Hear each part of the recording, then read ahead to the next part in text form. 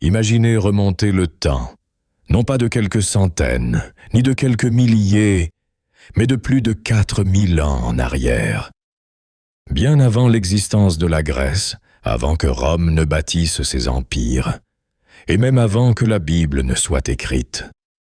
Sur les terres entre le Tigre et l'Euphrate, là où naquirent les premières cités de l'humanité, quelqu'un grava une histoire sur des tablettes d'argile. Une histoire si puissante que nous pouvons encore la lire aujourd'hui. Cette histoire, c'est l'épopée de Gilgamesh. Et nous ne parlons pas d'un simple mythe, mais du premier grand récit que l'humanité ait mis par écrit. Un conte qui mêle des aventures héroïques, des dieux capricieux, des monstres terrifiants, mais aussi des émotions que nous reconnaissons jusqu'à ce jour. L'amitié, la douleur, la peur de la mort et la quête désespérée d'un sens à l'existence. Qui était Gilgamesh? Un roi d'Uruk, mi-dieu, mi-humain. Un homme si fort et si arrogant que même ses propres sujets ne pouvaient ne plus le supporter. La solution des dieux? Créer Enkidu, un être sauvage destiné à l'affronter, mais ce qui commença comme une rivalité finit par devenir l'une des amitiés les plus profondes jamais comptées. Ensemble, ils se lancèrent dans des aventures qui marqueraient le destin des hommes. Vaincre des monstres ancestraux, défier les dieux eux-mêmes et chercher la gloire éternelle. Mais la gloire a un prix, et lorsque la tragédie frappe, Gilgamesh entreprend un voyage qui n'est pas seulement physique, mais existentiel. Le premier voyage de la littérature universelle vers la plus grande question de toutes. Comment faire face à la mortalité? Ce n'est pas un conte lointain et oublié. C'est l'origine même de nos histoires, la racine des récits que nous continuons de voir aujourd'hui dans les films, les romans et les jeux vidéo. Car ce que Gilgamesh a vécu il y a des millénaires, nous le vivons encore. Le désir de laisser une trace, la peur de perdre ceux que nous aimons et la certitude qu'un jour, tout s'achève. Alors, restez avec nous, car nous allons parcourir l'histoire complète de Gilgamesh. De son règne à Uruk, en passant par son amitié avec Enkidu, ses batailles contre des bêtes impossibles, jusqu'à sa quête désespérée de la vie éternelle. Une histoire écrite sur de l'argile, mais gravée au plus profond de l'âme humaine. Bienvenue dans la première grande aventure de l'humanité. Lorsque nous parlons de littérature, nous pensons souvent à des noms comme Homère, Shakespeare ou Cervantes. Nous pensons à l'Iliade, à Hamlet, à Don Quichotte. Des œuvres qui ont marqué des civilisations entières et laissé une empreinte sur la culture universelle. Mais si nous remontons le fil du temps bien plus loin en arrière, nous arrivons à un point surprenant. À une histoire qui précède toutes les autres. Une histoire née avant la Bible, avant les poèmes grecs, avant toute autre œuvre connue de l'humanité. Cette histoire, c'est l'épopée de Gilgamesh. Imaginez des tablettes d'argile couvertes de minuscules marques en forme de coin. C'étaient les signes de l'écriture cunéiforme, le système inventé en Mésopotamie il y a plus de 5000 ans. Sur ces tablettes, les scribes enregistraient de tout, des comptes commerciaux, des impôts, des lois, des contrats, mais aussi quelque chose de bien plus profond. Des histoires. Parmi elles, une se détache de toutes. Les autres, un poème étendu, narratif, chargé d'aventures, de réflexions et de symboles. Une œuvre qui n'a pas été écrite d'un seul jet, mais compilée et peaufinée au fil des siècles. Une œuvre qui, avec le temps, serait reconnue comme la première grande épopée de l'humanité. Le mot « épopée » vient du grec, mais le concept est universel. Un long récit qui narre les exploits d'un héros, mêlant presque toujours l'humain et le divin. L'Iliade et l'Odyssée sont des épopées. L'Énéide en est une aussi. Mais Gilgamesh les a toutes devancées de plus d'un millénaire. Et le plus surprenant est que, malgré les milliers d'années écoulées, ces thèmes restent d'actualité. L'amitié, la gloire, la perte et, surtout, l'inéluctabilité de la mort.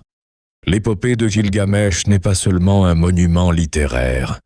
C'est aussi une fenêtre sur la plus ancienne civilisation que nous connaissons, la Mésopotamie, la terre entre les fleuves, berceau des cités, des royaumes et des mythes. Dans ces lignes se reflète la vision du monde de ce peuple, sa relation avec les dieux, sa compréhension du destin humain, ses peurs et ses rêves. En la lisant, nous ne rencontrons pas seulement un roi légendaire. Nous rencontrons aussi l'écho des premières tentatives de l'humanité pour donner un sens à l'existence. Mais pourquoi est-elle considérée comme la première grande œuvre littéraire du monde? La réponse réside en plusieurs facteurs. D'abord, par son ancienneté. La version la plus complète de l'épopée, ce que nous possédons, a été écrite en babylonien standard vers le XIIe siècle avant notre ère, bien que ses origines remontent au moins au IIIe millénaire avant notre ère. Cela signifie que les mythes de Gilgamesh circulaient déjà oralement il y a plus de 4000 ans. Aucun autre texte narratif d'une telle ampleur et complexité n'a survécu depuis des temps aussi reculés. Deuxièmement, par son caractère littéraire. Nous ne sommes pas face à une simple liste d'exploits, ni à un texte rituel ou religieux. L'épopée de Gilgamesh possède une structure narrative, des personnages avec des motivations, un développement dramatique et un fond philosophique. C'est une œuvre écrite pour émouvoir et faire réfléchir, pas seulement pour transmettre des informations. Cette capacité à parler au cœur et à l'esprit est ce qui en fait de la littérature. Troisièmement, par son influence. Bien que perdue pendant des siècles, l'épopée a laissé des traces dans d'autres récits anciens. L'exemple le plus célèbre est celui du déluge universel, narré dans l'épopée à travers le personnage d'Utanapishtim. Cette même histoire apparaît dans la tradition hébraïque avec Noé, dans les mythes grecs avec Deucalion et Pyrrha, et dans bien d'autres cultures. La version de Gilgamesh est l'une des plus anciennes connues, et sa ressemblance avec des narrations ultérieures nous rappelle comment les idées voyagent à travers le temps. Ce qui rend cette œuvre si fascinante, c'est que, bien qu'appartenant à une époque lointaine, elle semble nous parler directement. Elle nous dit que déjà, à l'aube de la civilisation, alors que les hommes commençaient à peine à organiser des cités et à écrire, quelqu'un s'interrogeait sur les mêmes problèmes qui nous tourmentent aujourd'hui. Que signifie être humain? Comment faire face à la perte d'un être cher? Comment trouver un sens à une vie qui, tôt ou tard, prendra fin? C'est pourquoi, plus qu'un mythe ancien, l'épopée de Gilgamesh est une conversation entre les premiers écrivains et nous. C'est la voix d'un monde disparu qui pourtant reste vivant parce que son message transcende le temps. Maintenant, comprendre l'importance de l'épopée implique aussi de comprendre le contexte dans lequel elle a émergé. La Mésopotamie fut le berceau de l'écriture, et l'écriture a tout changé. Avant elle, les histoires se transmettaient oralement de génération en génération, avec le risque de se perdre ou de se transformer. Avec l'écriture, Les mots furent fixés sur un support durable, qui pouvait voyager dans le temps bien au-delà de la mémoire de ses auteurs. Ainsi, ce que quelqu'un a pensé ou chanté il y a des millénaires peut encore nous parvenir aujourd'hui. L'épopée de Gilgamesh est, en ce sens, un pont littéral d'argile entre l'Antiquité et le présent. Lorsque les archéologues du XIXe siècle commencèrent à fouiller l'ancienne cité de Ninive, ils tombèrent sur une bibliothèque oubliée, celle du roi assyrien Assurbanipal. Parmi des milliers de tablettes brisées et fragmentées, ils trouvèrent un ensemble de textes qui, une fois déchiffrés, révélèrent l'épopée complète. Jusqu'à ce moment, le monde moderne n'avait aucune idée de son existence. La découverte fut si marquante qu'elle obligea à repenser l'histoire de la littérature.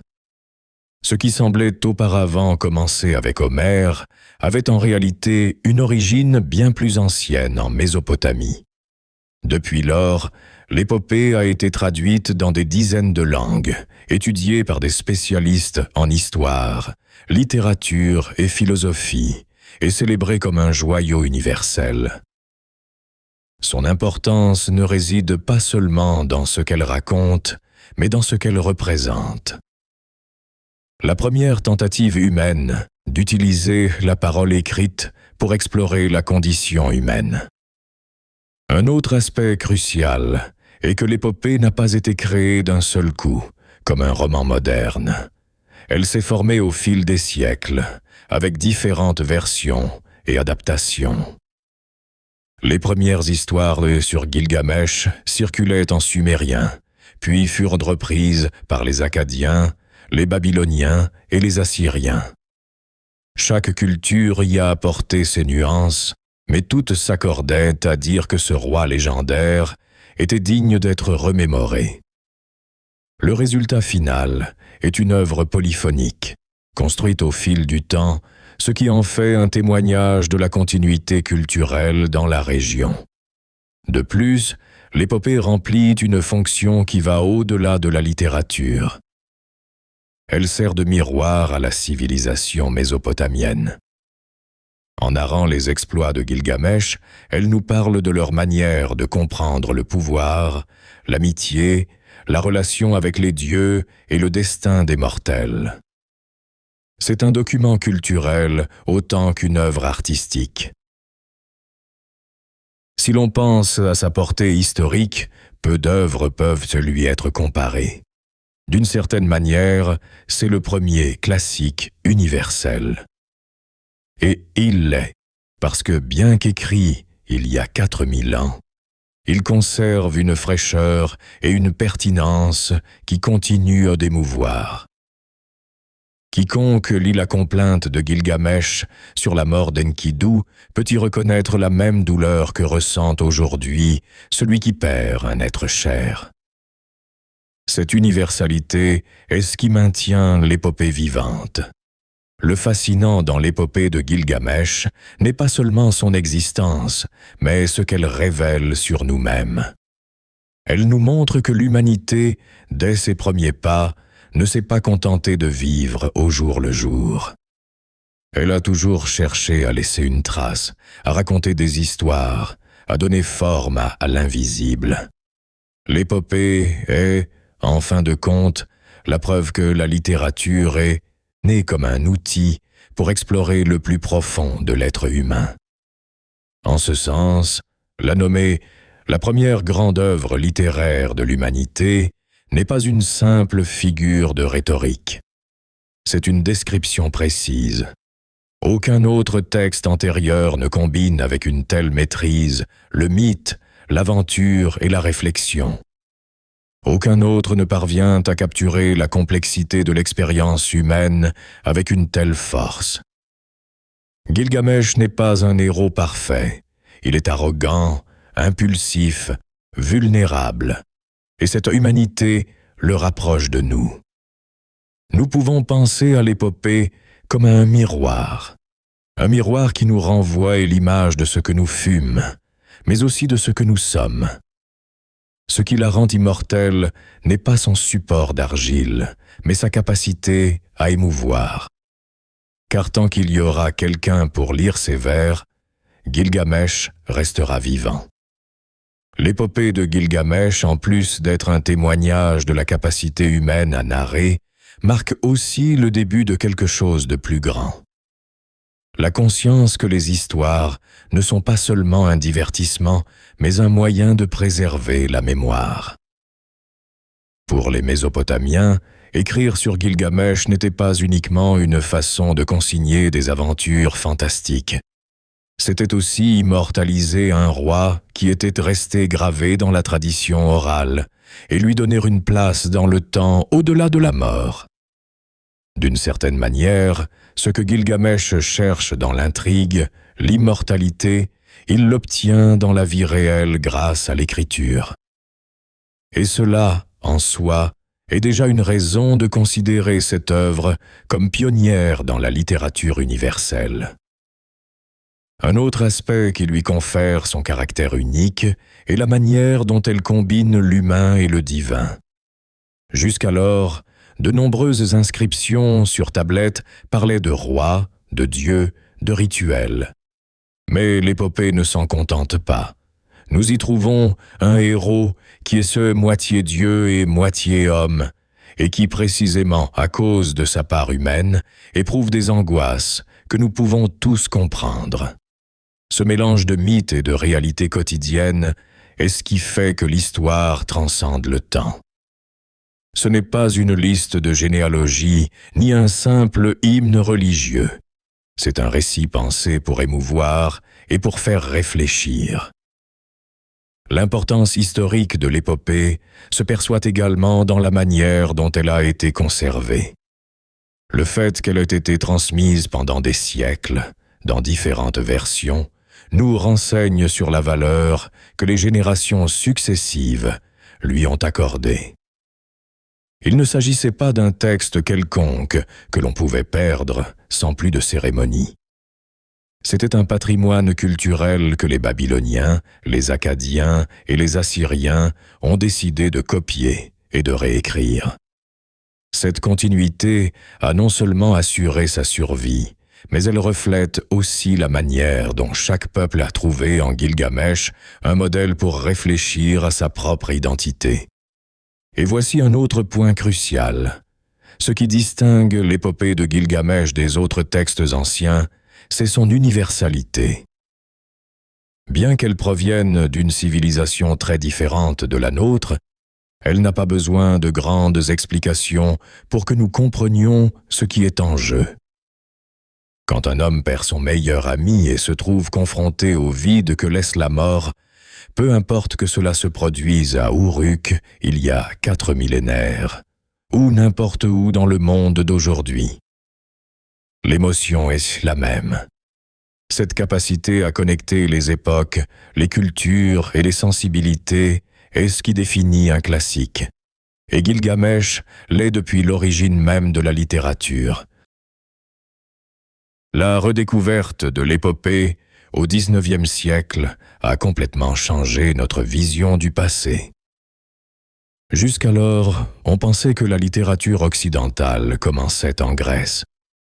Mais l'apparition de Gilgamesh a obligé à remonter le temps et à reconnaître qu'en Mésopotamie, on avait déjà atteint un niveau de sophistication narrative extraordinaire. Aujourd'hui, nous savons que cette œuvre n'est pas un accident isolé, mais qu'elle fait partie d'une tradition littéraire bien plus vaste, où se combinaient mythes, hymnes et poèmes épiques.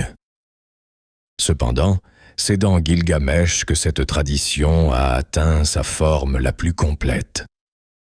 En définitive, lorsque nous disons que l'épopée de Gilgamesh était la première grande œuvre littéraire de l'humanité, nous le faisons parce qu'elle réunit tous les éléments qui définissent la littérature universelle.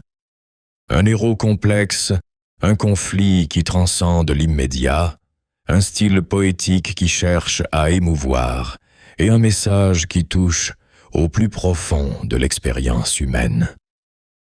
De plus, c'est la preuve que, depuis le début, l'être humain a utilisé la parole écrite non seulement pour organiser sa vie pratique, mais aussi pour répondre à ses inquiétudes existentielles.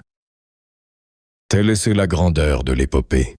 Bien qu'elle soit née sur des tablettes d'argile il y a des millénaires, elle continue de nous parler aujourd'hui avec la même intensité. C'est la voix des premiers narrateurs de l'histoire qui nous rappelle que nous avons toujours eu besoin de raconter et d'écouter des récits pour comprendre qui nous sommes. Et c'est pourquoi, avant de nous plonger dans les aventures de Gilgamesh, il convient de prendre un moment pour reconnaître que ce que nous allons entendre n'est pas simplement une légende ancienne, mais le début même du chemin littéraire de l'humanité. Parler de Gilgamesh, c'est parler d'un personnage qui se meut à la frontière de l'histoire et du mythe. Sa figure, enveloppée dans la brume des millénaires, apparaît comme un roi réel de la cité sumérienne d'Uruk, l'une des plus importantes de l'ancienne Mésopotamie, mais aussi comme un héros semi-divin dont les actes sont devenus légendaires. Pour comprendre l'ampleur de son personnage, il faut d'abord saisir le contexte du monde dans lequel il a vécu, une région où les rois non seulement gouvernaient, mais étaient considérés comme des représentants du divin sur terre, des intermédiaires entre les dieux et les hommes. Gilgamesh, selon les récits, n'était pas un roi ordinaire. 2/3 de son être était divin et 1/3 humain. Ce mélange, hérité de sa lignée mythique, fit de lui un homme doté d'une force et d'une intelligence extraordinaires, mais aussi d'un caractère excessif qui s'éloignait de la mesure et de la modération que les peuples attendaient de leur souverain. La tradition le décrit comme un géant à la puissance physique démesurée, capable de prouesses qu'aucun autre homme ne pouvait accomplir. Il gouvernait Uruk avec une autorité absolue, imposant sa volonté sans opposition, et dès les premiers vers de l'épopée se dessine l'image d'un monarque qui avait perdu l'équilibre entre le pouvoir et la responsabilité. Sa grandeur physique et son héritage semi-divin le remplissaient d'orgueil. Dans sa jeunesse, Gilgamesh se montrait arrogant et hautain. Il ne connaissait aucune limite à ses désirs ni à ses caprices. Tout ce qu'il voyait dans son royaume, il le considérait comme sien, et quiconque se mettait en travers de son chemin devait se soumettre à sa force. Cette manière de gouverner, qui pourrait paraître héroïque sous le prisme du mythe, se traduisait dans la vie quotidienne des habitants d'Uruk par la souffrance et l'oppression. Les gens de la cité, selon l'épopée, étaient las de la tyrannie de leur roi.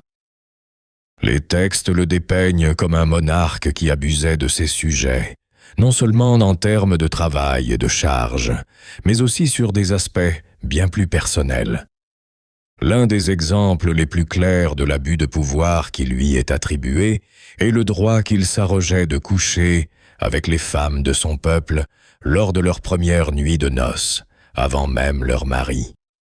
Cette pratique, présentée dans l'épopée, est l'une des expressions les plus graphiques de sa démesure et du mépris qu'il affichait pour la vie privée de ses citoyens. Les jeunes d'Uruk n'échappaient pas non plus à sa tyrannie. Les récits disent que Gilgamesh obligeait les hommes à participer à des compétitions et à des travaux forcés, les utilisant comme des instruments pour assouvir sa soif de démonstration de pouvoir et de domination. La cité d'Uruk, sous son règne, devint un lieu de contraste.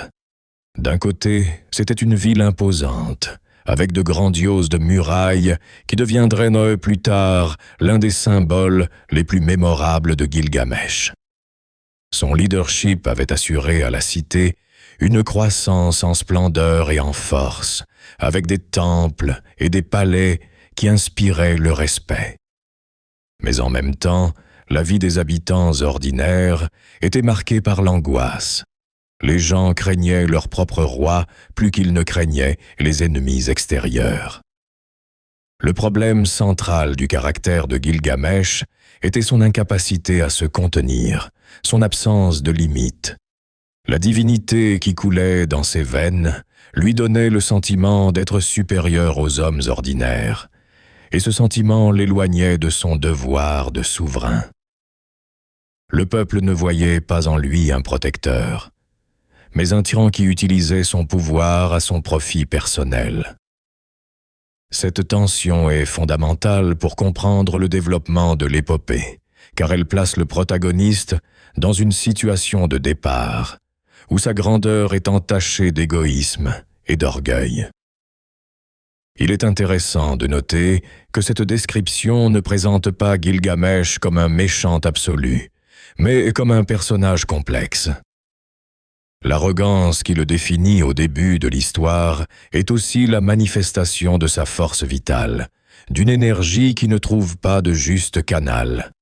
Il semblait lui-même prisonnier de sa propre grandeur, incapable de trouver un but au-delà de l'imposition de sa volonté. Les plaintes des citoyens d'Uruk étaient constantes. Dans les récits, transparaît le désespoir des hommes et des femmes qui imploraient l'aide des dieux. Ils demandaient leur intervention pour mettre fin à l'arrogance de leur roi, pour que quelqu'un puisse équilibrer sa force démesurée et lui rappeler que malgré son sang divin, il restait un homme avec des obligations envers son peuple. Cette supplique, qui se répétait comme une complainte dans les rues d'Uruk, allait devenir le déclencheur de l'un des tournants les plus importants de l'épopée. Mais avant d'en arriver là, il est essentiel de s'arrêter sur l'image de Gilgamesh en tant que souverain à ce stade initial. C'était un homme jeune, fort, impulsif, convaincu que rien ni personne ne pouvait l'arrêter. Son arrogance était nourrie par l'absence d'opposition. Il n'y avait à Uruk personne pour le défier. Et dans ce vide de pouvoir, sa tyrannie grandissait sans frein.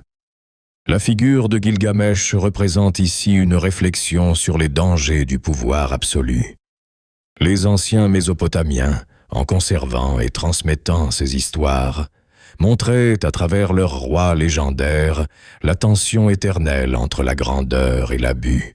Un souverain fort peut élever des murailles et magnifier sa cité, mais s'il ne modère pas son caractère, il peut devenir le pire fardeau de son peuple. La souffrance d'Uruk sous son règne n'était donc pas un simple détail narratif. C'était le point de départ d'un enseignement profond. Gilgamesh, avec son pouvoir et sa divinité, incarne cette dualité entre le héros capable de prouesses grandioses et le despote qui ne sait pas se contenir. Au fil de l'épopée, nous verrons comment cette arrogance se transformera, mais dans ce premier portrait, il est important de le comprendre comme un personnage qui n'a pas encore appris, qui n'a pas encore été mis à l'épreuve sur les terrains qui comptent vraiment: l'amitié, la perte et la conscience de la mortalité. À ce moment, Gilgamesh est pure force sans direction. Et cette force sans contrôle menace autant ceux qui l'entourent que lui-même. Le peuple le savait. Cet environnement d'oppression devient la toile de fond parfaite pour que les dieux, las eux aussi des lamentations humaines, décident d'intervenir. Mais avant que cette intervention n'ait lieu, ce qui reste gravé est l'image d'un Gilgamesh qui ne connaît pas encore les limites de la vie humaine. À ce stade, son arrogance était absolue, et la souffrance de son peuple, bien que réelle et douloureuse, était invisible à ses yeux. Les clameurs du peuple d'Uruk ne se perdirent pas dans le vide. Les dieux mésopotamiens, attentifs aux supplices de l'humanité, décidèrent d'intervenir. La déesse Aruru, divinité de la création, reçut la mission de répondre aux cris du peuple. Sa tâche était claire: créer un être qui pourrait servir de contrepoids à Gilgamesh. Quelqu'un capable d'égaler sa force et de lui rappeler qu'il n'était pas invincible. Ainsi, le remède divin ne serait pas une punition directe, mais l'apparition d'un égal. Aruru pétrit de la boue et de l'argile, le même matériau dont, selon la tradition, les premiers hommes avaient été formés. De ses mains naquit Enkidu, un être aussi fort que Gilgamesh, mais complètement différent par son origine et son esprit. Enkidu ne naquit pas dans un palais, mais dans la nature, parmi les animaux sauvages. C'était un homme bestial, couvert de poils, qui buvait avec les gazelles et courait avec les troupeaux. L'arrivée d'Enkidu au monde fut le premier grand pas du plan divin pour équilibrer le roi d'Uruk. L'idée était simple et profonde à la fois.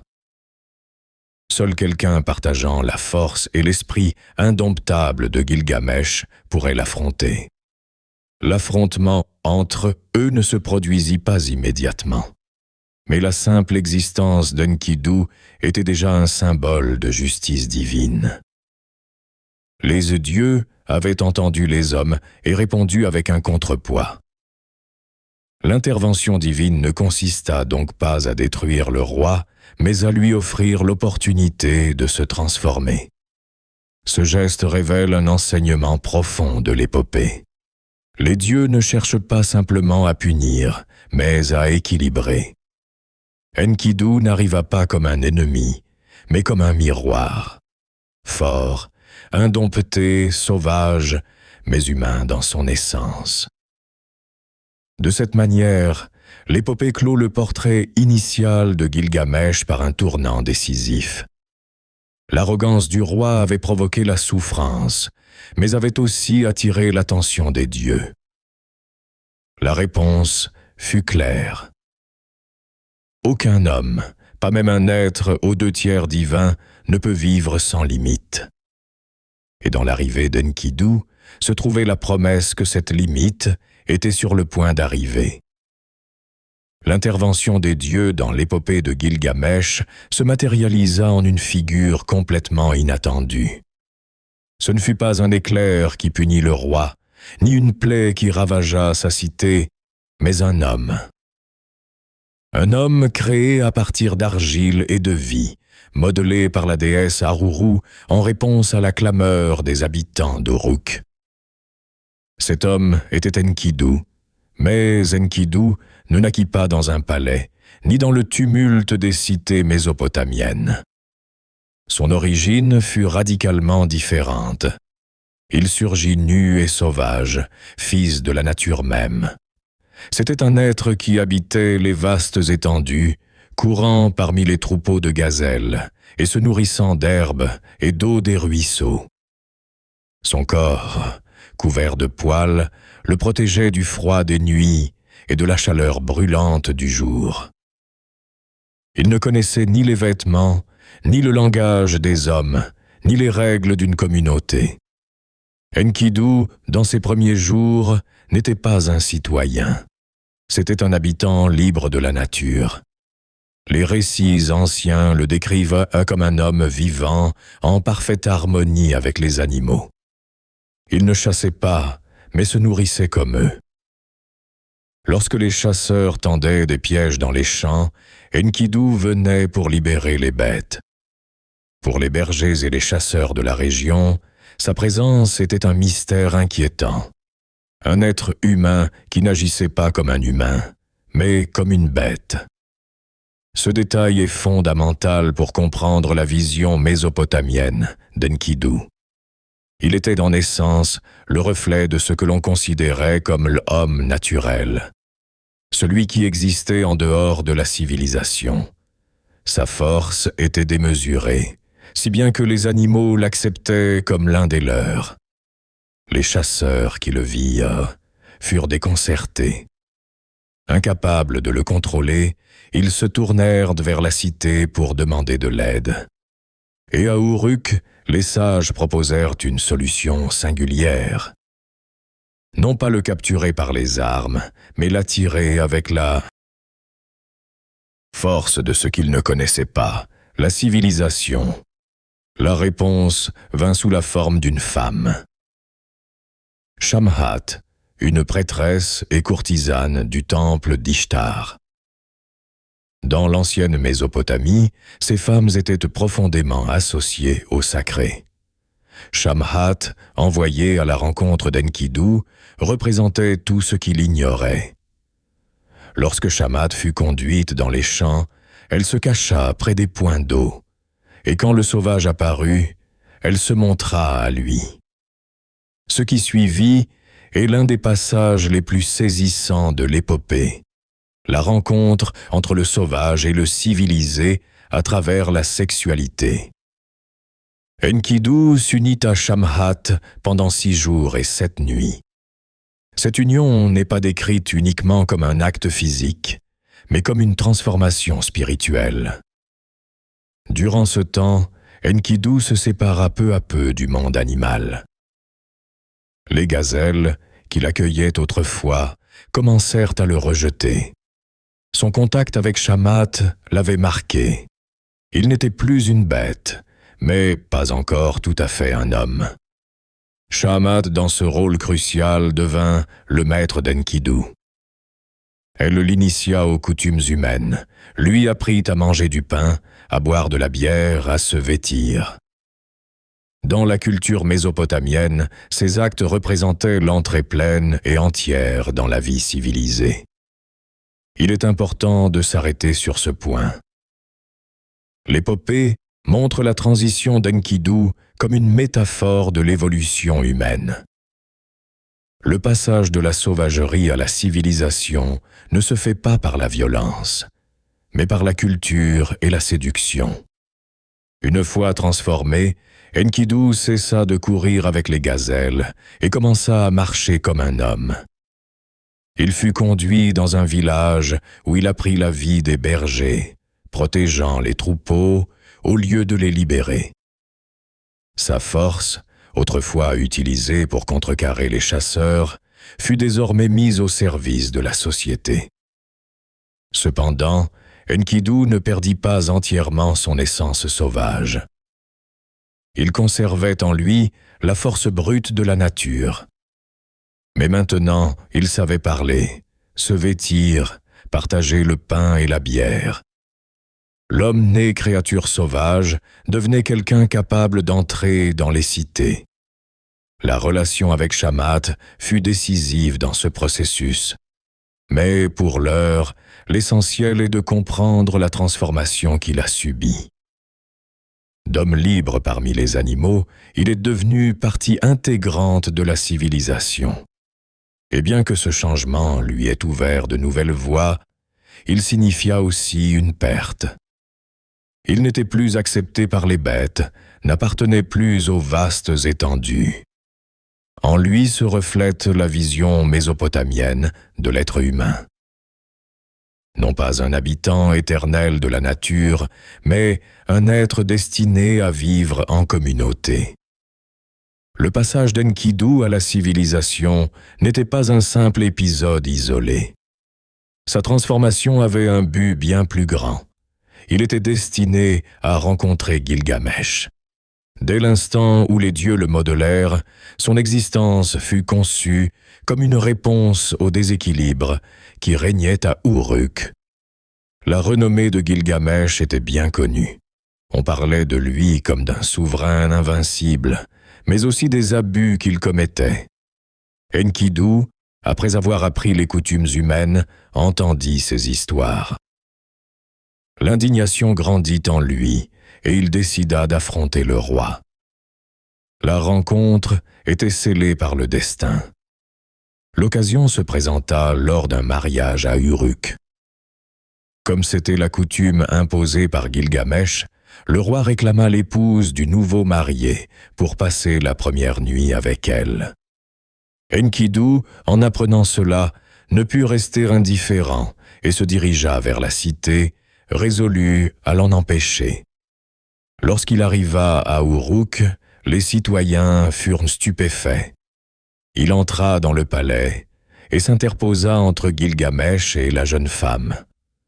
C'est à ce moment que se produisit la rencontre attendue. Deux forces démesurées face à face. Le choc fut immédiat. Gilgamesh, surpris par l'audace de cet étranger, tenta de s'imposer. Mais Enkidu ne recula pas. Ils se lancèrent dans un combat féroce qui fit trembler les murailles d'Uruk. La cité entière se rassembla pour observer. Pour la première fois, quelqu'un pouvait égaler Gilgamesh. La lutte fut longue et brutale, sans armes, seulement deux corps gigantesques s'affrontant. La terre elle-même semblait frémir sous leurs pieds. Finalement, après un combat épuisant, Gilgamesh réussit à s'imposer. Sa force, unie à sa lignée divine, lui permit de terrasser Enkidu. Mais le plus décisif ne fut pas la défaite, mais ce qu'ils découvrirent à ce moment. Gilgamesh, au lieu de l'humilier ou de le tuer, reconnut en Enkidu un égal. C'était la première fois qu'il voyait quelqu'un capable de lui tenir tête, et cette révélation le remplit de respect. Enkidu, de son côté, comprit que Gilgamesh n'était pas un simple tyran. Il y avait en lui une grandeur réelle. Ce qui avait commencé comme un défi se transforma en quelque chose de bien plus profond, une amitié. Ce tournant narratif est crucial. Le but divin n'était pas seulement d'arrêter Gilgamesh, mais de lui offrir une relation qui pourrait le façonner. L'amitié entre Gilgamesh et Enkidu naît de la confrontation, mais devient rapidement un lien indestructible. Pour la première fois, le roi d'Uruk cesse d'être seul dans son pouvoir absolu. Le destin d'Enkidu était scellé dès sa création. Être le compagnon, le frère et le contrepoids de Gilgamesh. Les dieux n'avaient pas créé un simple rival, mais un complément. Leur rencontre marque le début des grandes aventures qu'ils entreprendront ensemble. Pour le peuple d'Uruk, ce jour fut aussi un tournant. Bien que Gilgamesh soit sorti victorieux, il n'était plus le même.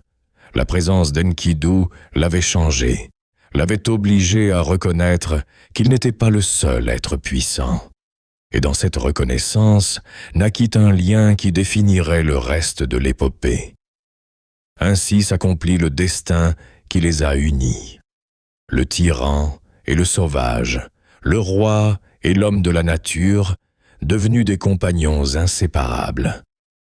L'histoire de la première grande œuvre littéraire de l'humanité prend ici un tournant décisif. Ce qui avait commencé comme un conflit se transforme en l'une des amitiés les plus célèbres de la littérature universelle. La rencontre entre Gilgamesh et Enkidu ne fut pas le début d'une amitié immédiate, mais un choc de force destiné à éprouver les limites de chacun. L'épopée décrit cette confrontation comme un combat qui secoua la cité d'Uruk. L'affrontement n'était pas seulement physique, il représentait la collision de deux mondes. La cité et la civilisation d'un côté, la nature indomptable de l'autre. À mesure que la lutte avançait, quelque chose commença à changer. Aucun ne pouvait s'imposer complètement, ce qui engendra un curieux sentiment de respect mutuel. Gilgamesh réalisa qu'Enkidu n'était pas un rival ordinaire, et Enkidu comprit que Gilgamesh n'était pas un tyran sans bornes, mais un être d'une force et d'une valeur incomparables.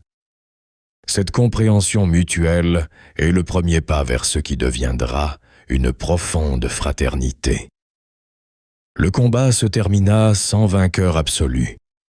Au lieu de l'humiliation ou de la mort, une sensation inattendue surgit. L'admiration et la reconnaissance. Les coups qui avaient été une épreuve de force se transformèrent en un pont. L'épopée décrit comment, après la lutte, Gilgamesh et Enkidu se regardèrent et sentirent un lien instantané. Ce qui avait commencé comme un conflit devint la base d'une relation qui allait changer leur vie. Cet affrontement laissa également des traces dans la cité. Les citoyens d'Uruk, qui vivaient auparavant dans la crainte, commencèrent à percevoir quelque chose de différent. L'apparition d'Enkidu, capable de défier Gilgamesh, non seulement équilibrait la force du roi, mais introduisait aussi l'idée que même un chef extraordinaire pouvait trouver un égal. Après le combat, les deux hommes prirent un moment de réflexion. Enkidu, qui était passé de l'état sauvage à la civilisation, trouva en Gilgamesh un compagnon capable de comprendre sa force. Gilgamesh, qui jusqu'alors avait régné sans opposition, reconnut en Enkidu un complément, non une menace. Cette compréhension mutuelle transforma l'affrontement initial en le début d'une fraternité.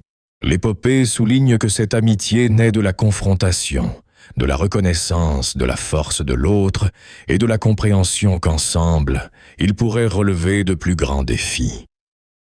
À partir de ce moment, Gilgamesh et Enkidu commencèrent à partager leurs expériences, à s'entraîner ensemble et à planifier des actions auparavant impensables. Leur relation était marquée par la loyauté et le respect mutuel. Le combat initial devint le catalyseur de la transformation des deux personnages. L'épopée montre que la véritable amitié naît souvent de l'épreuve.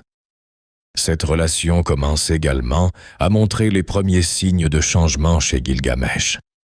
Pour l'instant, il suffit d'observer comment l'amitié naît de la confrontation. L'épopée souligne également la complémentarité de leur caractère.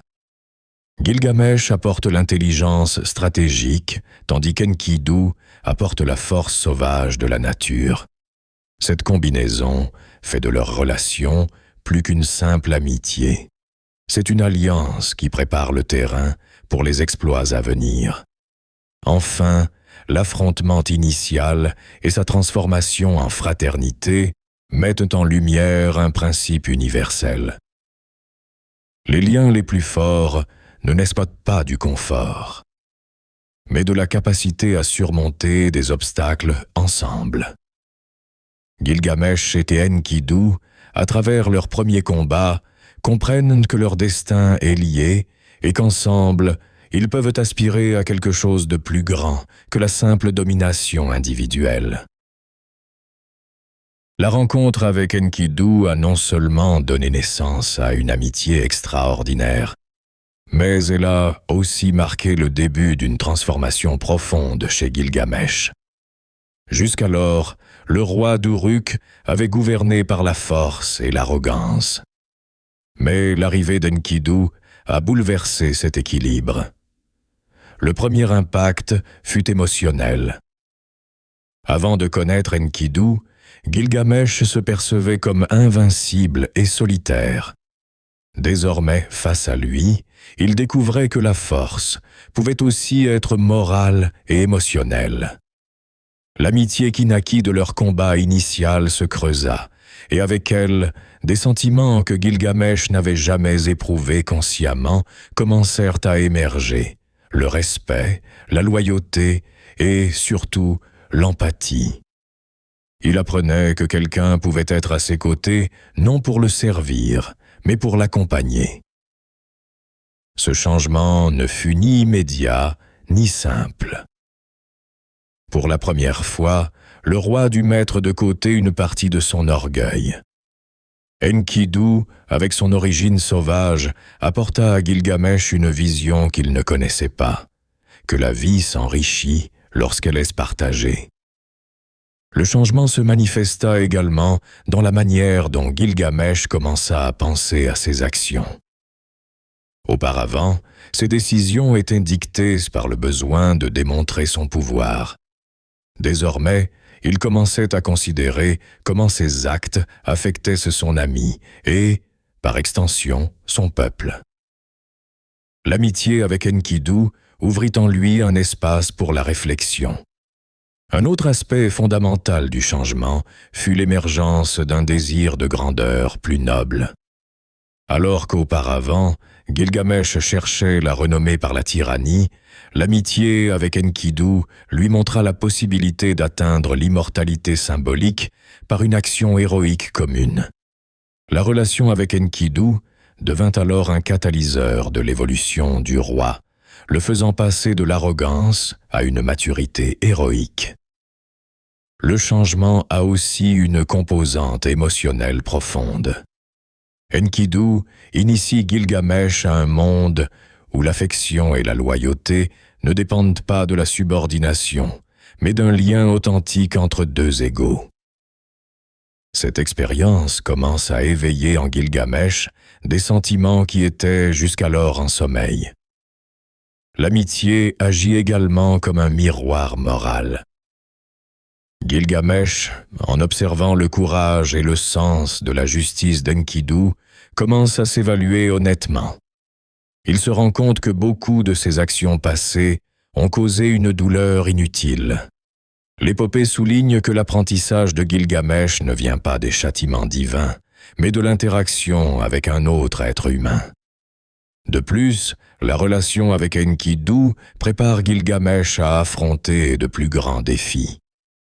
L'épopée suggère que la véritable transformation d'un héros ne se produit pas dans la solitude, mais à travers le lien avec les autres. Enfin, ce changement marque le début de l'évolution de Gilgamesh d'un souverain tyrannique à un héros capable de comprendre la complexité de la vie. Enkidu est l'étincelle qui déclenche ce processus. L'amitié entre Gilgamesh et Enkidu ne redéfinit pas seulement la vie du roi, mais établit aussi le modèle héroïque qui guidera ses futures prouesses, montrant que même les êtres les plus puissants ont besoin de la compagnie et des conseils des autres pour atteindre leur plein potentiel. Après le renforcement de leurs liens, Gilgamesh et Enkidu commencèrent à regarder au-delà des murs d'Uruk. L'amitié avait ouvert de nouvelles possibilités, et avec elle naquit le désir d'accomplir des exploits qui transcenderaient leur nom. L'épopée raconte que, parmi les histoires qui circulaient en Mésopotamie, il existait un lieu de mystère et de crainte, la forêt des cèdres. Cette forêt, selon les récits anciens, était un territoire sacré, protégé par les dieux. Ces arbres étaient des cèdres gigantesques dont le bois était convoité pour sa force et sa beauté, mais y accéder signifiait défier la volonté des dieux. Le gardien de la forêt était Humbaba, un être redoutable, créé par le dieu Enlil pour protéger ce lieu. Sa description dans l'épopée souligne son caractère surnaturel. Son visage irradiait la terreur, son souffle était venimeux, et ses yeux pouvaient paralyser de peur. Humbaba était un symbole des limites imposées par les dieux et de la sacralité de la nature. La décision de Gilgamesh et Enkidu d'entreprendre l'expédition à la forêt des cèdres ne fut pas prise à la légère. L'épopée insiste sur la préparation méticuleuse qui précéda leur départ. Ils comprenaient qu'affronter Humbaba signifiait risquer leur vie. Cependant, la quête de gloire les poussa à aller de l'avant. Lors de leur voyage, ils traversèrent de vastes terres, franchissant des rivières et des montagnes. Le récit met en avant leur détermination et leur résistance. Chaque jour de voyage renforçait non seulement leur corps, mais aussi leurs liens. En s'approchant de la forêt, les héros commencèrent à percevoir sa majesté et sa menace. Les cèdres étaient énormes, formant une canopée si dense que la lumière peinait à percer. L'épopée décrit ce moment avec une tension croissante. Humbaba, conscient de leur arrivée, émergea pour les affronter. Sa présence était terrifiante. Le combat fut monumental. L'épopée narre comment les deux héros unirent leurs forces et leur habileté. Ensemble, ils affrontèrent les attaques du gardien. La coopération entre eux fut cruciale. Ni Gilgamesh ni Enkidu ne pouvaient vaincre Humbaba seul. Ils devaient se compléter. Leur stratégie naissait de leur confiance mutuelle. Cette collaboration démontrait non seulement leur capacité de héros, mais renforçait aussi leur amitié. Humbaba, malgré son immense pouvoir, ne pouvait sous-estimer ses adversaires. Chaque attaque reçue le poussait à s'adapter, montrant son intelligence et sa férocité. L'affrontement a également une composante symbolique. Humbaba représente les limites imposées par les dieux et la nature. En le défiant, Gilgamesh et Enkidu incarnent l'audace humaine et le désir de transcender. Bien que la bataille soit intense, l'épopée souligne que les héros ne sont pas invulnérables. L'interaction avec Humbaba leur fait prendre conscience de leurs propres limites. La forêt elle-même devient un personnage, ses arbres et ses ombres influençant le combat. L'épopée détaille comment chaque pas dans la forêt exige attention, force et coordination. Après un affrontement épuisant et périlleux avec Humbaba, Gilgamesh et Enkidu réussirent à s'imposer grâce à leur force, leur ingéniosité et leur coopération. L'épopée souligne que cette victoire n'était pas seulement un triomphe physique, mais un événement qui allait les élever à l'immortalité symbolique. L'acte de vaincre Humbaba marqua le début de leur renommée et consolida leur réputation de héros aux proportions extraordinaires. La gloire qu'ils atteignirent ne se limita pas à la victoire sur un être puissant. En triomphant de Humbaba, ils démontrèrent que le courage, l'astuce et la solidarité pouvaient affronter même les forces qui semblaient insurmontables. L'épopée détaille que, en abattant le gardien de la forêt des cèdres, les héros envoyèrent un message à Uruk et à l'humanité. Les hommes peuvent atteindre la grandeur par le courage et l'action commune. L'exploit acquit une signification plus grande encore en considérant la réaction des dieux. La défaite de Humbaba engendra un dialogue complexe entre les puissances divines et l'humanité, certains dieux admirant la bravoure des héros, d'autres remettant en question leur audace. La forêt des cèdres, après la défaite de Humbaba, devint un lieu de renom. L'épopée décrit comment les arbres furent abattus par Gilgamesh et Enkidu pour en obtenir le bois, utilisé pour construire des palais et des temples. Cette action matérialisa leur victoire, laissant une empreinte tangible de leur pouvoir et de leur courage. L'exploit consolida également la relation entre les deux héros. Ils avaient affronté un danger qu'aucun d'eux n'aurait pu surmonter seul. L'épopée insiste sur le fait que la gloire partagée renforce les liens d'amitié et de confiance.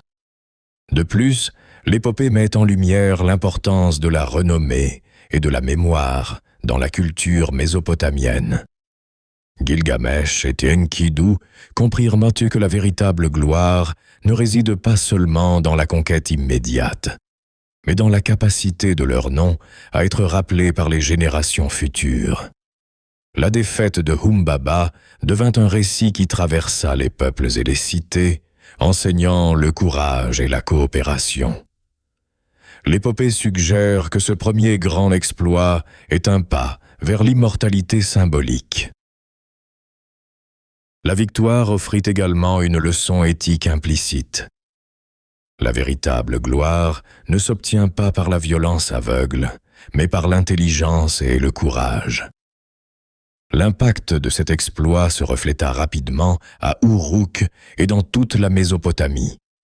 La renommée de Gilgamesh et d'Enkidu se propagea, se transformant en légende. Le peuple reconnut pour la première fois que le roi n'était pas invincible seul.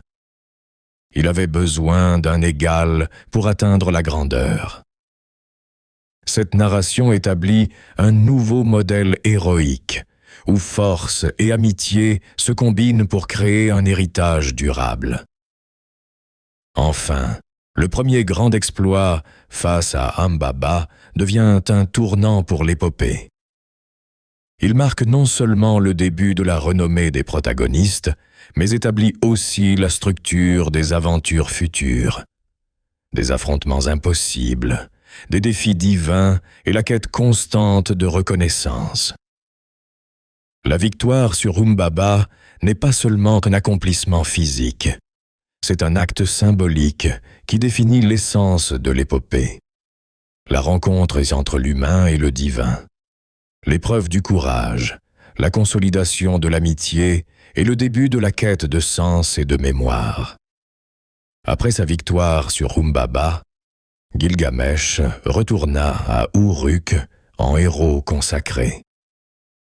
Sa renommée avait dépassé les murailles de la cité.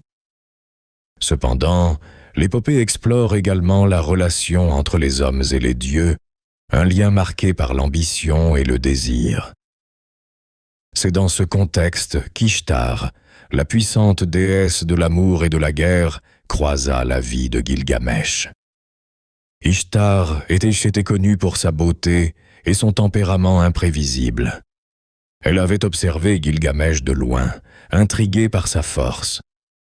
En le voyant triompher dans la forêt des cèdres, elle s'approcha de lui avec une proposition mêlant désir et pouvoir. L'offre d'Ishtar était directe. Elle proposa à Gilgamesh ses faveurs et ses dons, en échange de son amour.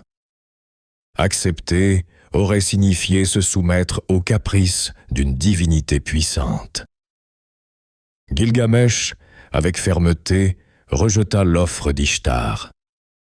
Son refus ne fut pas un acte d'arrogance, mais une démonstration de son autonomie. L'épopée souligne qu'il reconnut la nature versatile de la déesse et comprit que ses faveurs pourraient avoir des conséquences désastreuses. Ce rejet fut un acte de prudence, mais aussi de défi. Cependant, il ne passa pas inaperçu. La colère d'Ishtar fut immédiate et violente. La déesse, furieuse, se mit à planifier des représailles qui mettraient Gilgamesh et tout Uruk en danger. Dans sa colère, Ishtar évoqua d'anciens griefs contre des héros et des amants qui l'avaient méprisé. Gilgamesh, conscient du danger, se prépara aux conséquences. Son courage devint à nouveau un outil de survie. Le rejet de Gilgamesh reflète également son évolution personnelle. Avant de connaître Enkidu, il aurait agi impulsivement. L'amitié avec Enkidu lui avait appris la prévoyance. La fureur d'Ishtar eut un effet immédiat sur la perception des héros. Leur défi suscita admiration et peur. Enfin, cet épisode prépare le terrain pour un défi encore plus grand. L'épopée montre que l'interaction avec les dieux est complexe. Elle peut conférer du pouvoir, mais aussi imposer des épreuves. Le refus de Gilgamesh et la fureur d'Ishtar établissent un précédent sur la manière dont les héros doivent agir face aux menaces divines. L'épisode d'Ishtar introduit également une composante émotionnelle et psychologique. L'épopée ne présente pas les héros comme des figures unidimensionnelles. Leurs décisions ont des conséquences. Rejeter la déesse n'est pas un simple acte d'audace. Cela implique de confronter la manipulation et la menace, ce qui renforce la détermination de Gilgamesh. Après le refus de Gilgamesh, Ishtar ne tarda pas à déchaîner sa fureur sur Uruk. Dans sa colère, la déesse envoya au monde le taureau céleste, une créature colossale et terrifiante, destinée à punir l'arrogance du roi. L'épopée décrit le taureau comme un être d'une force surhumaine. Son arrivée menaçait non seulement la vie de Gilgamesh et d'Enkidu, mais aussi la cité elle-même. Dès le premier instant, l'affrontement démontra l'ampleur du défi. Le taureau céleste n'était pas un adversaire ordinaire. Cependant, Gilgamesh et Enkidu n'étaient pas des héros ordinaires. L'épopée souligne comment leur expérience leur permit de garder leur calme et de se coordonner. Le combat commença par une confrontation directe. Le taureau chargeait avec fureur, détruisant tout sur son passage. Gilgamesh, conscient du pouvoir destructeur de l'ennemi, n'agit pas impulsivement. Il se déplaçait avec précision. L'épopée décrit comment les deux héros combinèrent de leurs compétences. Gilgamesh utilisant sa force et son expérience tactique, tandis qu'Enkidu apportait son agilité et sa force sauvage. À mesure que la bataille avançait, le taureau céleste tenta de diviser les héros. L'épopée souligne que le combat n'était pas seulement physique, mais impliquait concentration et courage. La collaboration entre Gilgamesh et Enkidu fut décisive. À un moment critique, tandis que le taureau lançait une charge, Enkidu le distraya, exposant un flanc vulnérable. Gilgamesh en profita pour lancer une attaque directe. Finalement, grâce à un effort conjoint, ils réussirent à vaincre le taureau céleste. L'épopée décrit comment la créature s'effondra avec un fracas qui fit trembler la terre.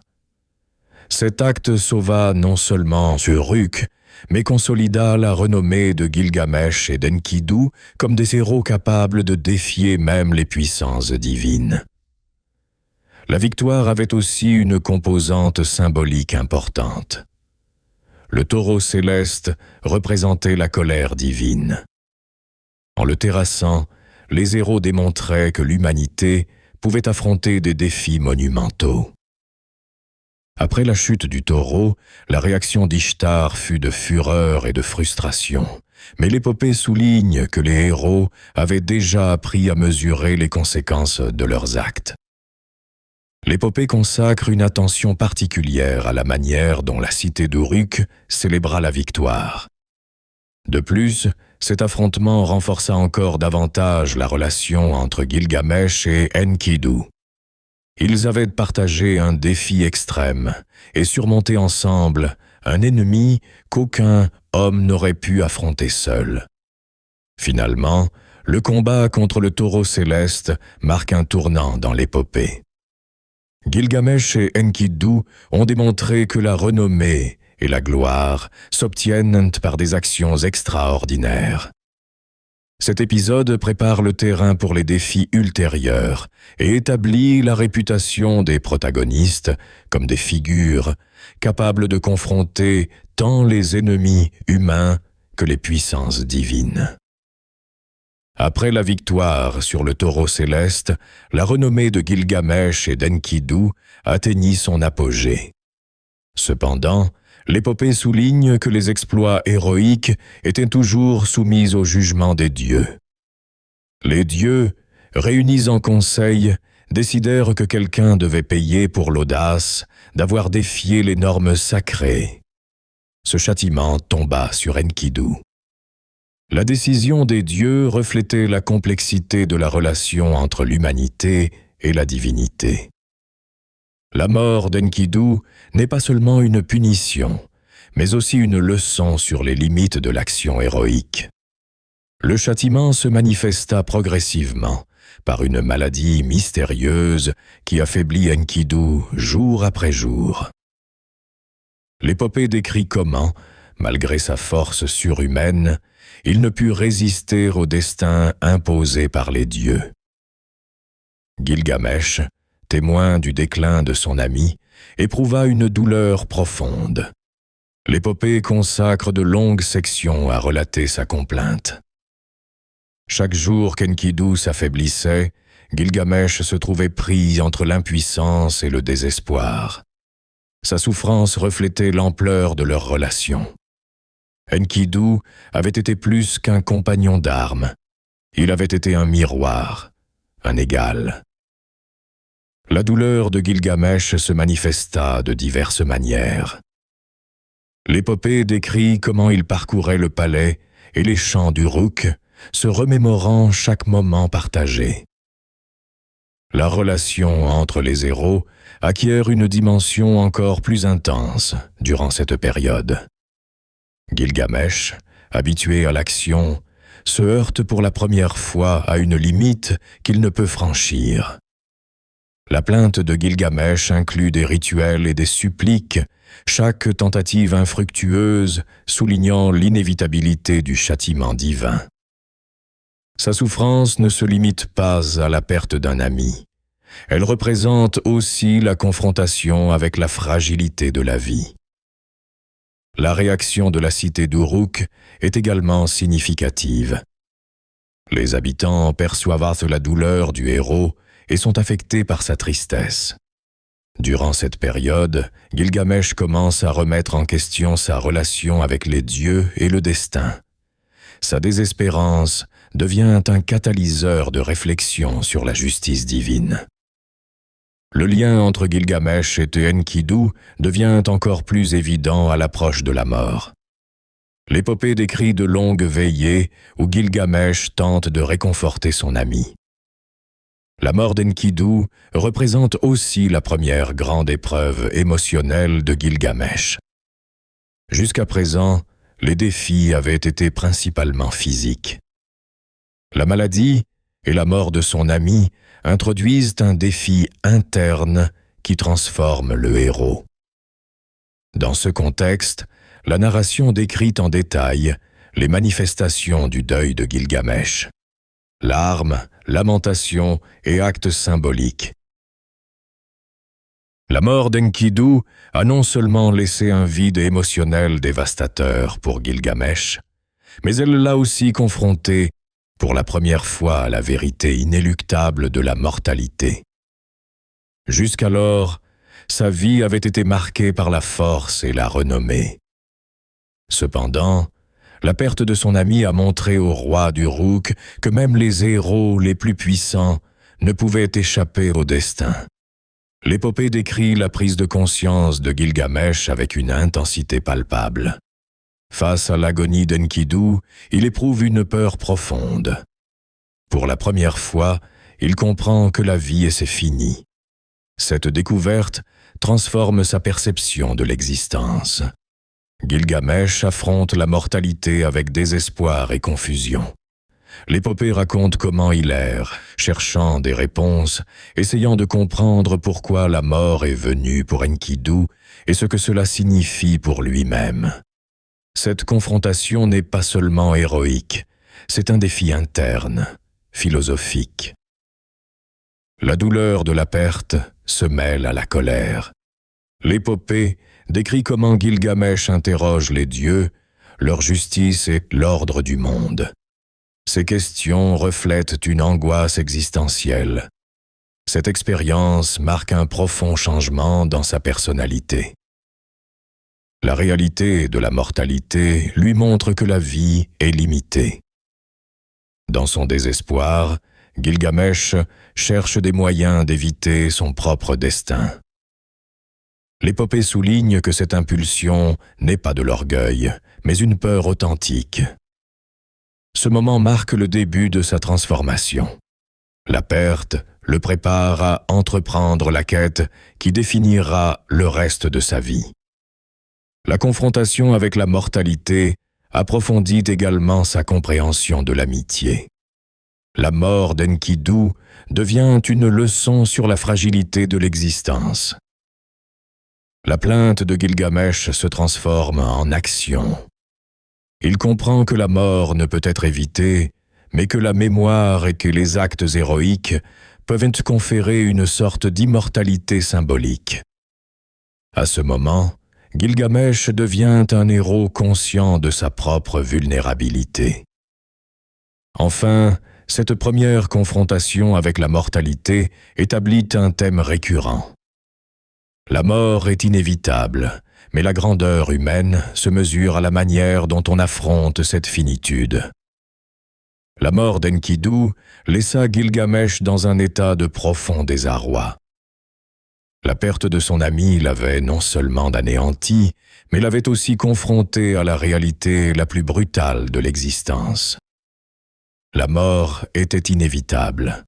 Pendant des jours, le roi d'Uruk erra, sumi dans le deuil, réfléchissant à la fugacité de la vie. L'épopée souligne que cette douleur profonde devint un catalyseur pour l'action. Gilgamesh comprit qu'il pouvait encore tenter de comprendre les mystères de l'existence. Ainsi commença son voyage vers l'inconnu, un parcours non seulement physique, mais aussi spirituel. Le premier pas de Gilgamesh fut de s'éloigner d'Uruk. Il abandonna les murs de sa cité pour s'aventurer dans des territoires sauvages et périlleux. Chaque journée était marquée par l'effort, la faim et l'incertitude. Au cours de sa traversée, Gilgamesh affronta des paysages inhospitaliers qui symbolisaient la dureté du monde.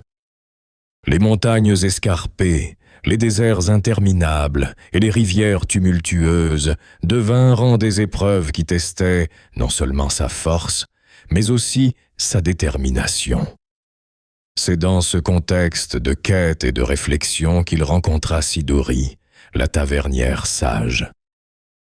Siduri était une figure énigmatique, associée à la sagesse et à la compréhension de la vie. Son rôle n'était pas seulement d'offrir un refuge, mais aussi de guider le héros perdu.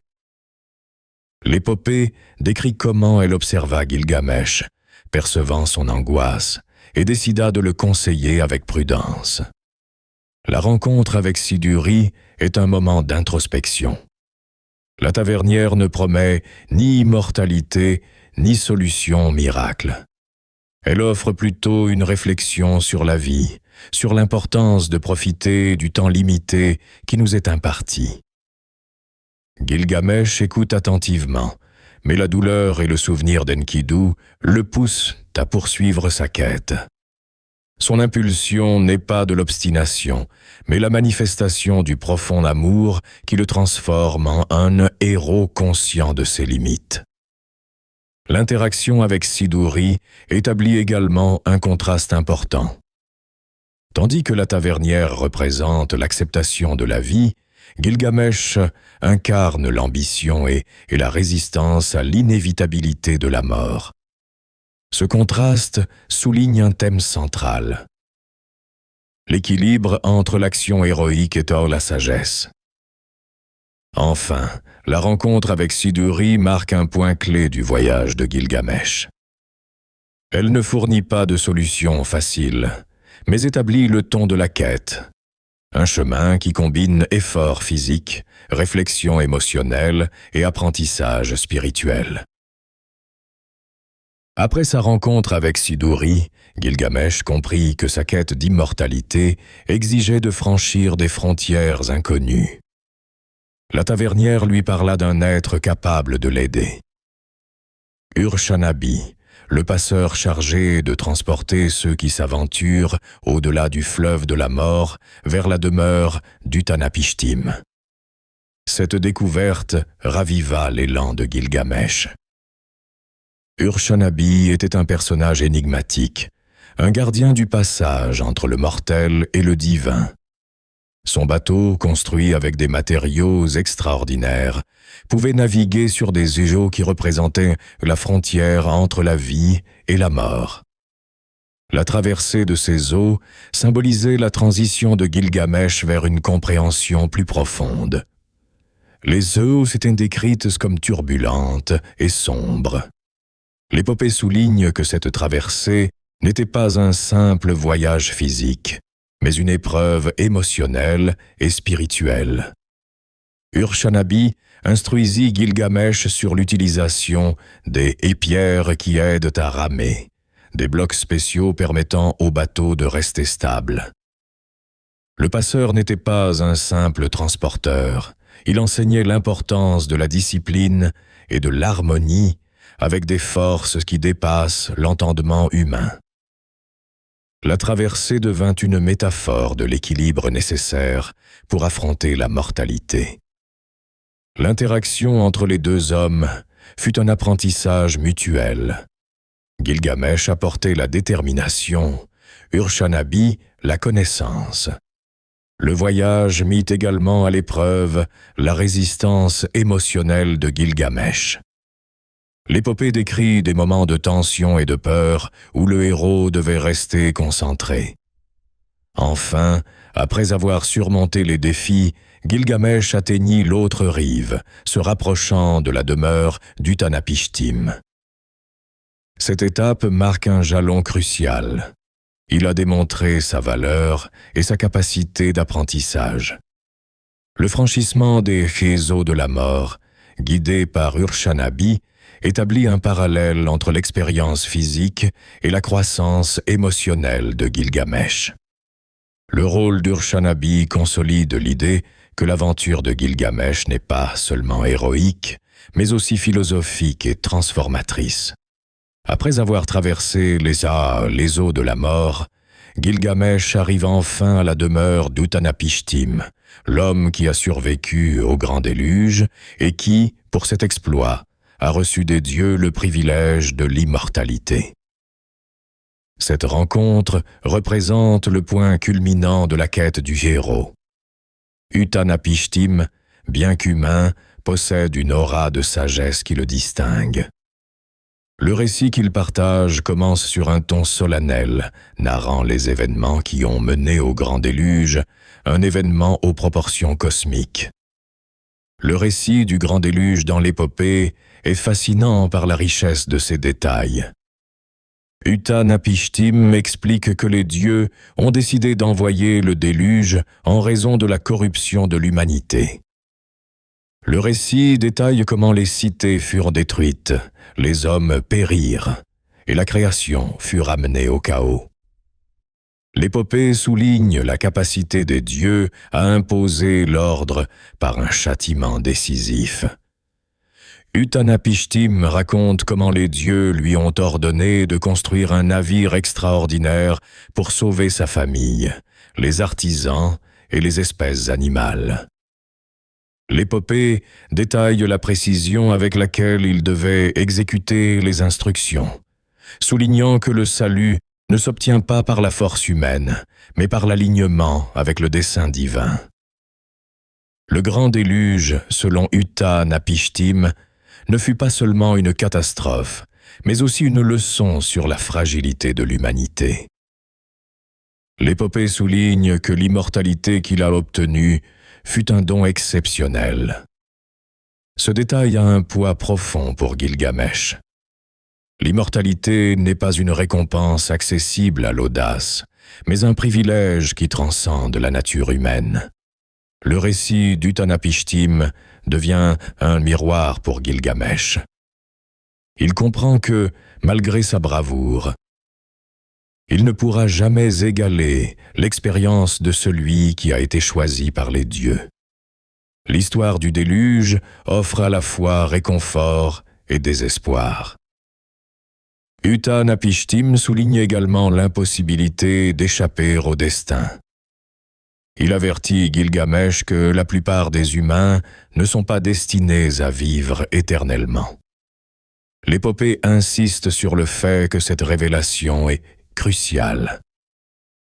La mort n'est pas un châtiment, mais une condition inhérente à l'humanité. Le récit du grand déluge établit aussi un parallèle avec l'expérience de Gilgamesh. Tous deux ont survécu à des épreuves extrêmes, mais seul Utanapishtim a été récompensé par la transcendance.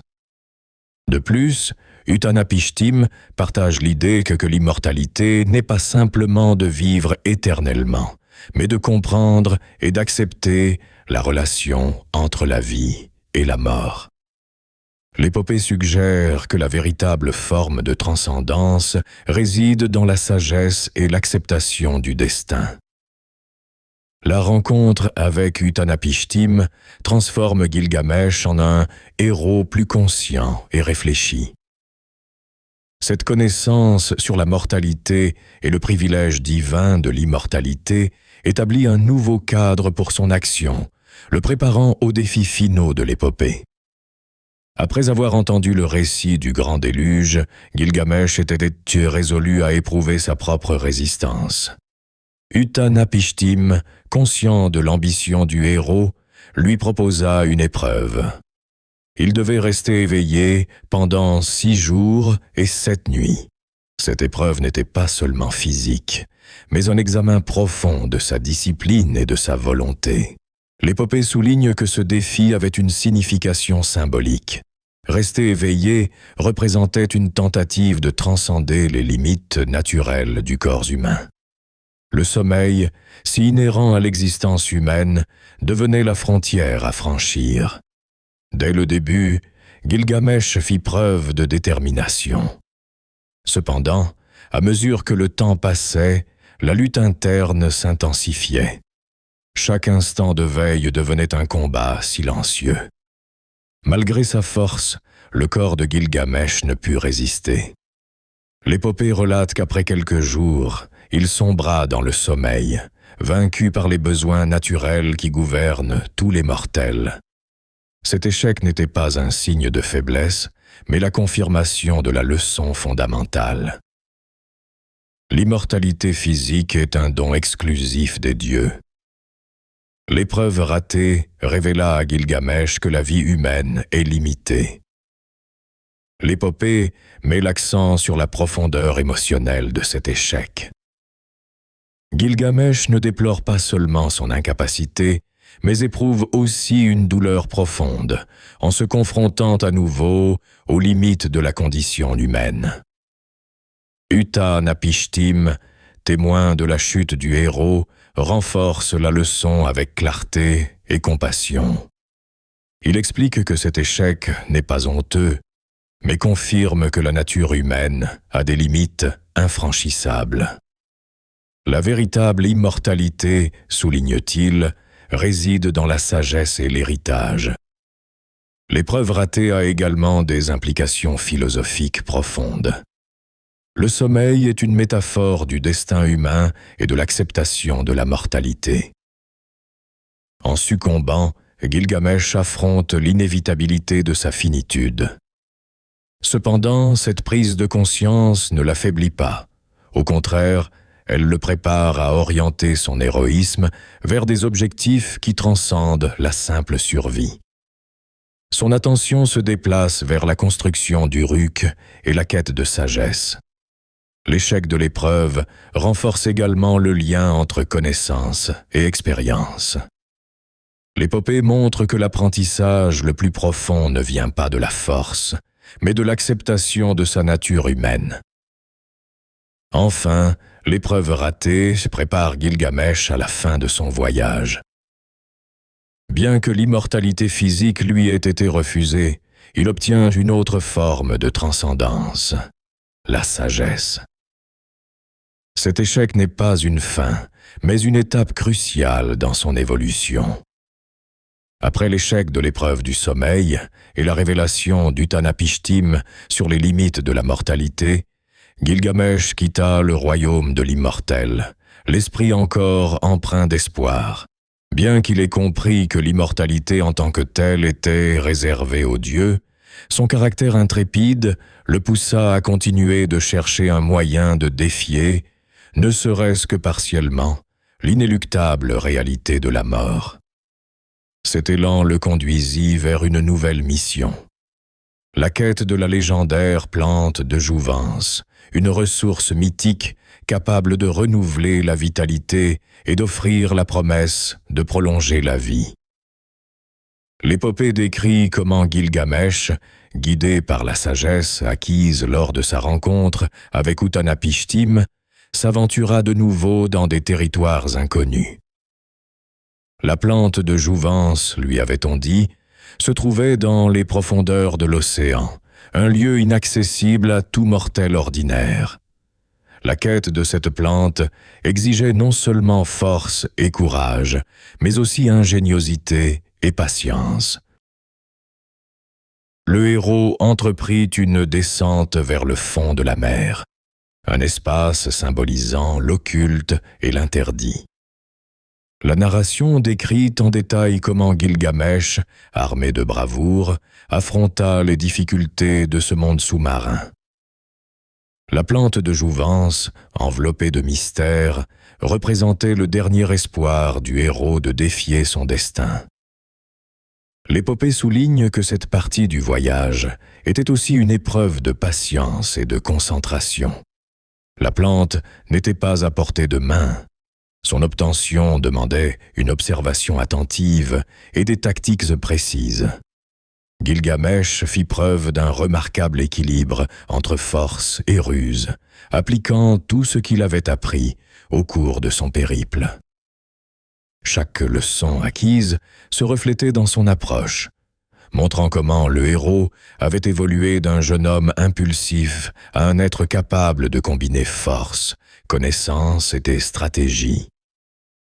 De plus, le récit met en avant l'importance du but et de la motivation du héros.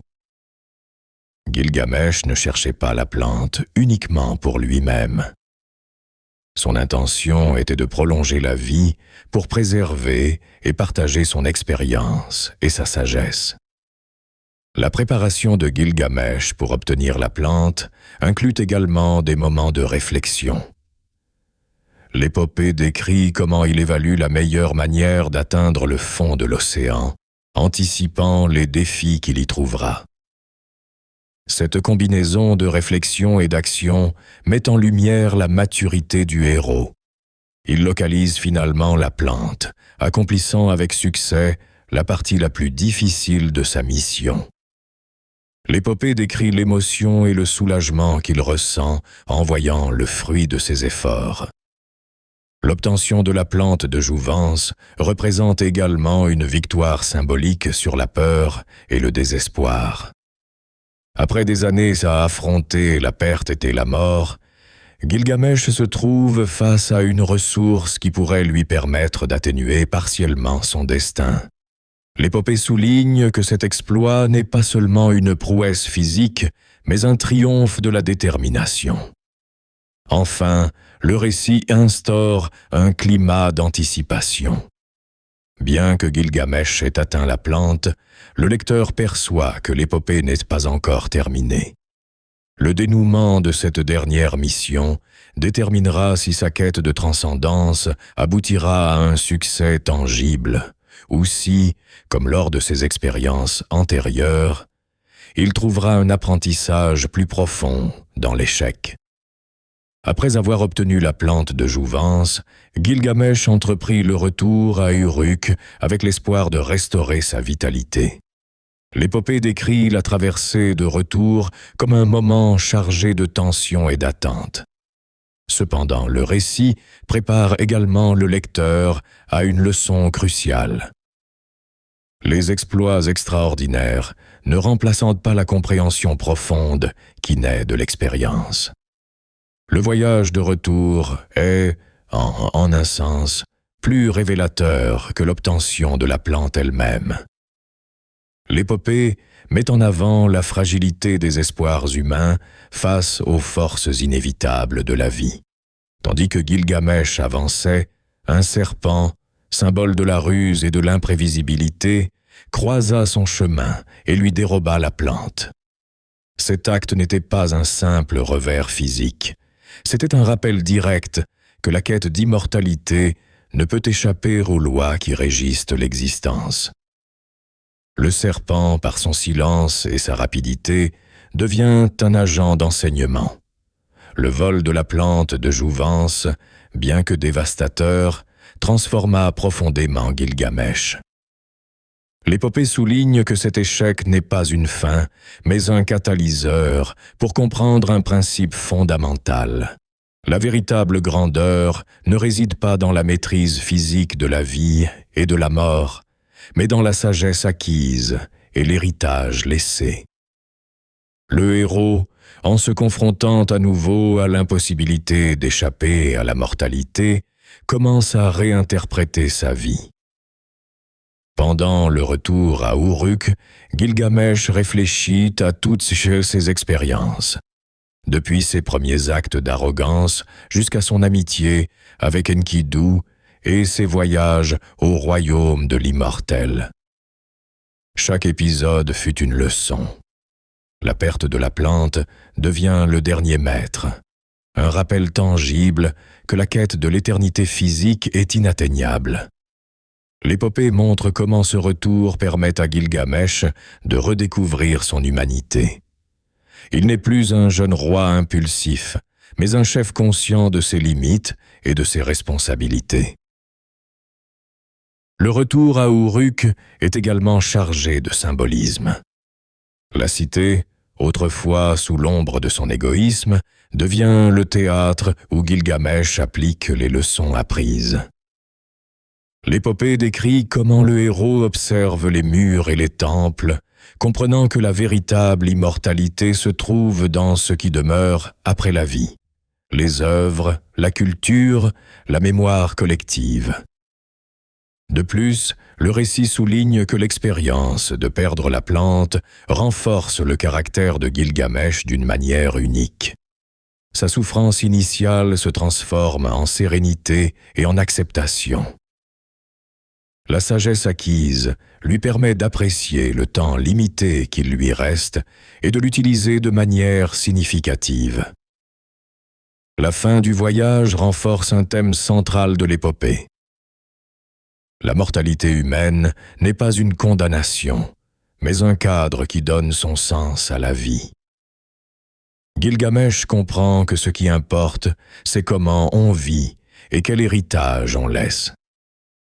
Enfin, le retour de Gilgamesh, bien que physiquement dépourvu de la plante, est empli d'une connaissance inestimable. L'épopée se termine en montrant le héros réconcilié avec sa propre nature. Le retour de Gilgamesh symbolise ainsi l'aboutissement de son voyage héroïque et spirituel. Il a atteint quelque chose de bien plus précieux que l'immortalité physique, la conscience de soi et la compréhension de la mortalité. Après sa longue et épuisante quête, marquée par des aventures héroïques, des pertes dévastatrices et de profondes leçons, Gilgamesh rentra finalement à Uruk. L'épopée décrit ce retour sur un ton solennel et contemplatif. Le héros, transformé par ses expériences, observe sa cité avec un mélange de familiarité, d'émerveillement et de réflexion. Les murailles, qui n'étaient autrefois que des structures physiques, acquièrent désormais une signification symbolique. Elles représentent la persévérance de l'effort humain, la capacité de créer quelque chose qui dure. Pour Gilgamesh, chaque brique, chaque porte, devient un rappel de ce que les hommes peuvent bâtir face à l'inévitabilité de la mort. Le récit met l'accent sur l'introspection du héros. Après avoir cherché l'immortalité de manière littérale, Gilgamesh atteint désormais une compréhension plus sereine de son existence. L'épopée montre qu'il ne cherche plus à fuir la mortalité, mais à la comprendre et à l'accepter. Cette acceptation n'est pas une résignation passive, c'est une reconnaissance active des limites humaines. Chaque rue, chaque temple d'Uruk est perçu par Gilgamesh avec une nouvelle perspective. L'épopée décrit comment il marche dans sa cité, observant les gens et réfléchissant à son propre rôle de roi et d'être mortel. Son regard, autrefois arrogant, est maintenant empreint de compréhension et d'empathie. Gilgamesh reconnaît que sa vie ne peut être éternelle, mais il comprend aussi qu'elle peut avoir un sens si elle est vécue avec conscience et responsabilité. Ce changement intérieur est subtil mais profond. Le retour à Uruk permet également à Gilgamesh d'évaluer ses réalisations passées et ses erreurs de jeunesse. L'épopée insiste sur le fait que cette réflexion est essentielle à son épanouissement final. En se remémorant ses affrontements, son amitié et sa perte, il comprend comment chaque expérience a contribué à sa compréhension de la vie et de la mort. Tandis qu'il contemple les murailles d'Uruk, il prend conscience de l'interconnexion entre son propre destin et celui de sa cité. L'épopée montre que le héros nageait plus seulement pour sa gloire personnelle, mais qu'il comprend l'importance de son héritage. De plus, le récit souligne comment cette acceptation de la mortalité influence la perspective de Gilgamesh sur l'amitié et la communauté. La perte d'Enkidu fut un coup dévastateur, et le souvenir de son compagnon reste un rappel constant de la fragilité de la vie. Cependant, le héros peut désormais intégrer cette douleur dans une compréhension plus large. Gilgamesh réfléchit également à son pouvoir de roi et à la responsabilité qui en découle. Il comprend que le leadership implique plus que la force. Il requiert une vision, un soin et un engagement envers le bien-être de la communauté. De plus, l'épopée signale que ce moment de réflexion n'est pas empreint de tristesse, mais de sérénité et de clarté. Gilgamesh comprend que la vie humaine est limitée, mais que cette limitation n'en diminue pas la valeur. Au contraire, la finitude donne un sens aux décisions, aux relations et aux actions. Le retour à Uruk sert également de clôture symbolique au voyage du héros. Enfin, le récit montre que la contemplation d'Uruk marque la transition finale de Gilgamesh d'un héros impulsif à un roi sage et conscient. L'acceptation de sa mortalité ne l'affaiblit pas. Au contraire, elle renforce son caractère et lui permet de comprendre quels aspects de sa vie sont véritablement importants. Avec l'acceptation de sa propre mortalité, Gilgamesh comprend que la quête de l'immortalité physique, bien qu'héroïque, était vouée à l'échec. Cependant, au lieu de se résigner, il trouve une nouvelle forme de transcendance. L'immortalité, à travers les œuvres, les actions qui perdurent au-delà de la vie d'un individu. L'épopée met en lumière que cette forme d'éternité ne dépend pas des dieux ni de ressources magiques. C'est un héritage tangible, construit avec effort et vision.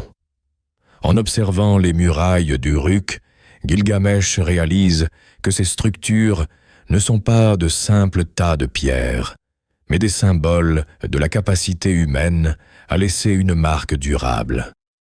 La cité elle-même devient un témoignage de la mémoire collective et de la capacité de l'être humain à transcender la vie individuelle. L'épopée souligne que Gilgamesh comprend désormais que la véritable grandeur ne se mesure pas à la force physique, mais à ce que l'on laisse derrière soi.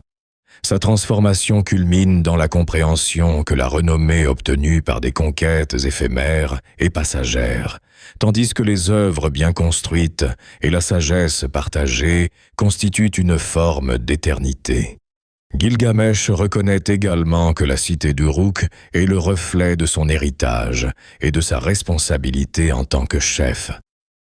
L'immortalité se trouve dans ce que les autres se remémorent, utilisent et apprécient, dans les cités, les chemins, les temples et surtout dans les histoires qui se transmettent. Le récit souligne également le lien entre l'apprentissage acquis au cours de l'aventure et la construction de cet héritage.